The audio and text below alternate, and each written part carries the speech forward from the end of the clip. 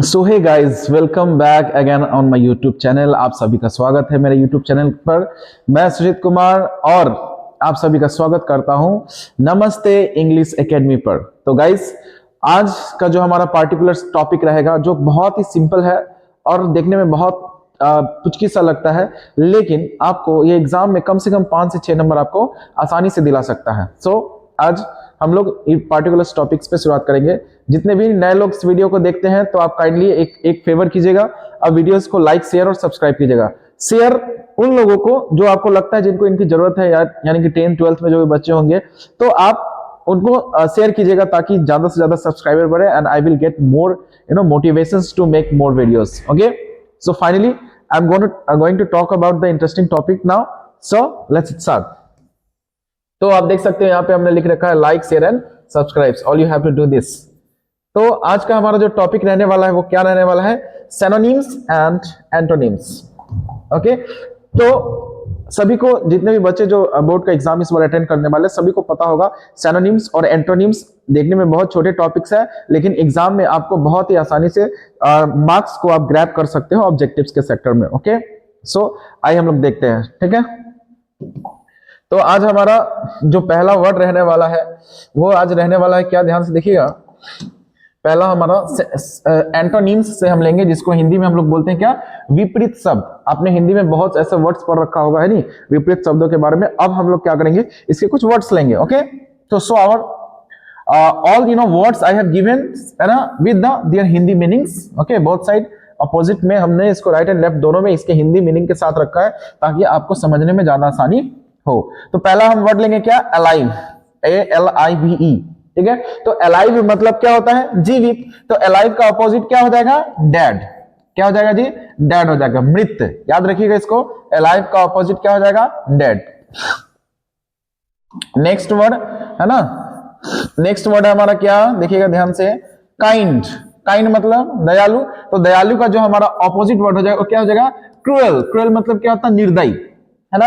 तो आप लोगों को सभी को पता है आपके एग्जाम में 4 ऑप्शन आने वाले हैं ना, A, B, C and D।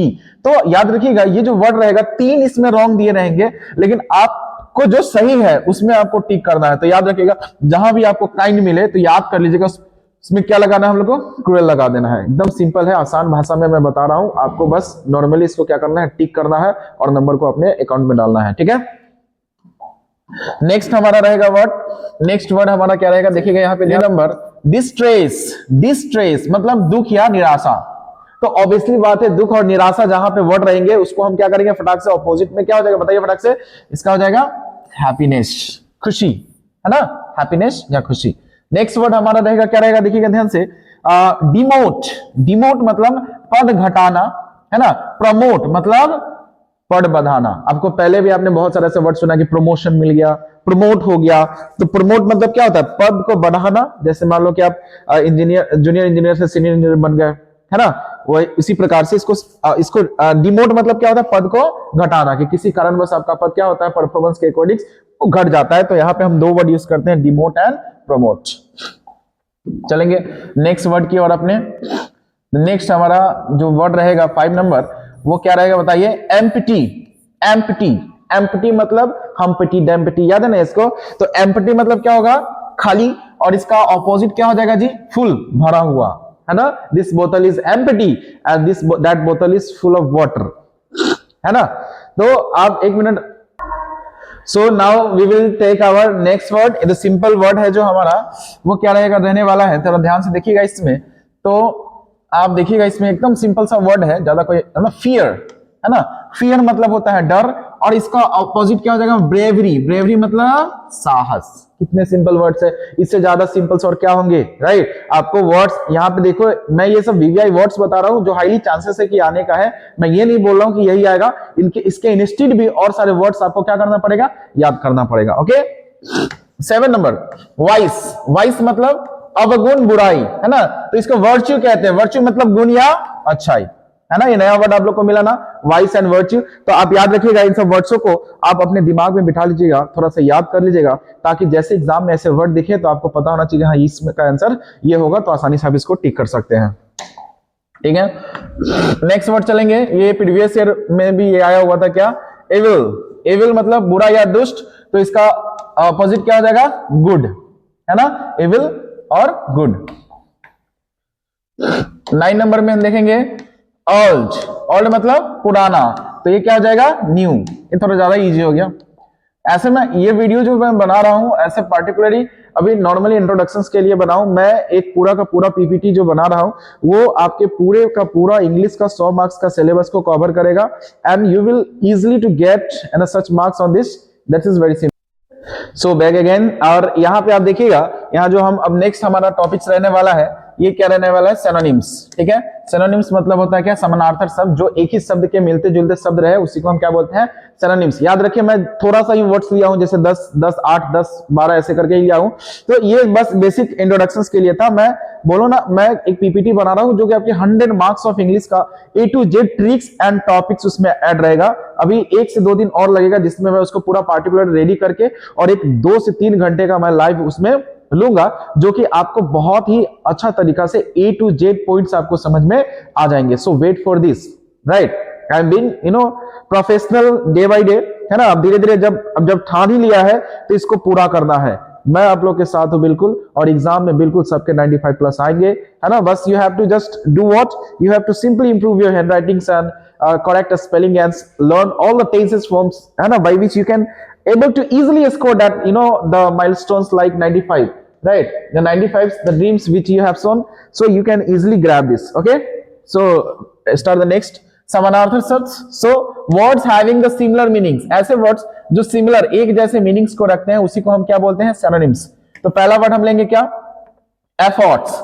efforts मतलब क्या होता है? प्रयास। तो अब इसके मिलते जुलते वर्ड्स क्या हो सकते हैं बताइए? अटेम्प्ट, कोशिश या ट्राई। तो जहां भी आपको 4 ऑप्शन में अटेम्प्ट दिखे अगर इसके इंस्टीट्यूट पे, या ट्राई दिखे, तो आपको बिल्कुल वहां पे टिक कर देना है। By this way you can easily score 1 marks particularly. Okay, अब हमारा सेकेंड वर्ड रहेगा क्या बताइए? होप। होप मीन्स आशा, आशा करना। आई होप कि this will happen, I hope you all will score 90 plus in examinations, right? तो होप मतलब क्या होता है? आशा। तो देखिएगा, फेथ, होप कब होता है? विश्वास। कॉन्फिडेंस आत्मविश्वास, भरोसा। उसके बाद ट्रस्ट, ट्रस्ट मतलब भी क्या होता है? भरोसा। So these all words are known as what? Synonyms. तो these 3 words are synonyms of hope. Okay, we will move to the next word, and the next word is what? Discovery. Discovery means खोज करना। तो अब इसके synonyms क्या क्या हो जाएंगे? Find, ढूंढना, explore, अन्वेषण करना, उसको उजागर करना, उसके बारे में जान पड़ताल करना, ये सब हमारे आ जाएंगे डिस्कवरीज के लिए। ओके, 5 नंबर वर्ड्स रहेगा हमारा क्या? Destination, right? तो डेस्टिनेशन वर्ड आपको पहले नहीं, आपने पहले भी बहुत बार इस वर्ड्स को पढ़ चुका है, जिसका डेस्टिनेशन का मतलब क्या हो जाएगा? डेस्टिनेशन का मतलब होता है लक्ष्य या मंजिल। जैसे आपने भी हम लोगों ने क्या डेस्टिनेशन अपना सेट किया है? Anyhow we have to what? 90 plus, right? 95 plus, है ना। सारे बच्चे मतलब हर एक का अपना एबिलिटी होता है। जो भी बच्चे जो जिसका हैंडराइटिंग वगैरह थोड़ा बढ़िया है, जिसको लिखने का शैली बढ़िया से आ रहा है, वो इजीली इस माइलस्टोन को, डेस्टिनेशन को प्राप्त कर सकता है। तो याद रखिएगा, डेस्टिनेशन मतलब क्या होता है? लक्ष्य या मंजिल। अब इसका सिनोनिम्स वर्ड हो जाएगा क्या? गोल, और दूसरा हो जाएगा एम, राइट? उसके बाद हम लोग अगले वर्ड में जाएंगे। 6 नंबर क्या? बैटल। बैटल मींस युद्ध। तो इसका सिनोनिम्स वर्ड हो जाएगा war and fight.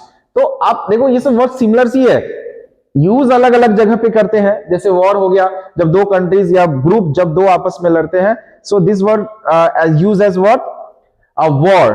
Okay, so back again, we have discuss about the word battles, और इसके सिनोनिम्स क्या होते हैं? एक हो गया वॉर और दूसरा हो गया फाइट। भले ये अलग अलग जगहों पे यूज करें, लेकिन सब क्या है? सिनोनिम्स में ही आते हैं, यानी कि समानार्थक सब में आते हैं। तो आप इसको दिमाग में बिठा लीजिएगा। ओके, अब देखिए, इसके बाद नेक्स्ट वर्ड हमारा रहेगा 7 नंबर, क्या रहेगा? टॉयल। टॉयल मींस क्या होता है? कड़ी मेहनत करना, है ना। कड़ी मेहनत, एकदम हार्ड वर्क, जैसे आप लोग अभी कर रहे हो ना, लगातार दिन भर सब कुछ त्याग के आप लोग को क्या करना है? टॉयल करना है, हार्ड वर्क करना है। इसका क्या हो जाएगा? लेबर, श्रम करना, एंड हार्ड वर्क्स, है ना। तो ये भी टॉयल्स आपको एक नया वर्ड मिला, है ना, याद रखिएगा। इसका मतलब क्या हो जाता है, लेबर यानी कि श्रम करना, और दूसरा क्या हो जाएगा, हार्ड वर्क यानी कि परिश्रम करना। ये this word are very simple, you know, just you have to watch this video twice and thrice times and you will easily you know can keep you know brain, है ना। चलिए अब next word हमारा रहने वाला है क्या, 8 number, है ना, क्या है, वर्थी। वर्थी मतलब योग्य या मूल्यवान, ठीक है। तो वर्दी का हम लोग क्या हो जाएगा, इसका सिनोनिम्स वैल्यूएबल मूल्यवान, या डिजर्विंग योग्य, जैसे वो बहुत ही इज डिजर्विंग, है ना, you all people are deserving of what 90 plus 95 plus marks, है ना। सो ये वर्ड इसका सिनोनिम्स में आ जाएगा valuable and deserving. That sound good.